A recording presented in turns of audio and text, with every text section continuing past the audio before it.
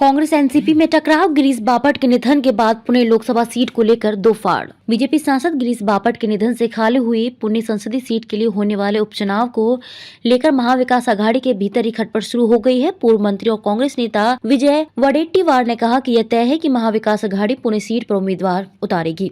हम बीजेपी के लिए पुणे की संसदीय सीट पर निर्विरोध चुनाव नहीं होने दे सकते। बीजेपी ने हमारे लिए कोई सीट निर्विरोध नहीं छोड़ी है। महाविकास आघाड़ी ने यह तय किया है कि अब जहां उपचुनाव होगा वहां उम्मीदवार खड़ा किया जाएगा। दूसरी तरफ एनसीपी नेता तथा विधानसभा में नेता विपक्ष अजीत पवार ने कहा कि इतनी जल्दी क्या है। गिरीश बापट के निधन को अभी 3 दिन ही हुए हैं। इंसानियत नाम की भी कोई चीज होती है। महाराष्ट्र की एक सभ्य राजनीतिक परंपरा है। अगर हम अभी से चुनाव की बात करने लगेंगे तो लोग हमारे बारे में क्या सोचेंगे।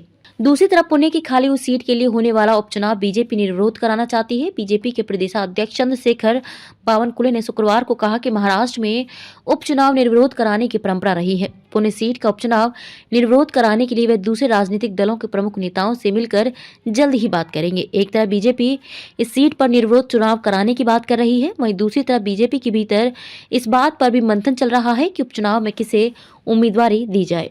पुणे संसदीय क्षेत्र की कसबा विधानसभा सीट पर हाल ही में हुए उपचुनाव में बीजेपी की शर्मनाक हार से बीजेपी सहमी हुई है। इस सीट पर ब्राह्मण उम्मीदवार न दिए जाने को लेकर पुणे के ब्राह्मणों में जबरदस्त गुस्सा था, जिसने सीट पर बीजेपी को 25 वर्षों से मिल रही जीत को हार में बदल दिया था। दिवंगत सांसद गिरीश बापट भी ब्राह्मण थे, इसलिए इस सीट पर ब्राह्मण उम्मीदवार देने का दबाव बीजेपी पर बहुत ज्यादा है। राज्य में बीजेपी के पास इस समय देवेंद्र फडणवीस से बड़ा बीजेपी नेता कोई नहीं है, इसलिए इस मामले में उनके फैसले को ही तरजीह दी जाएगी।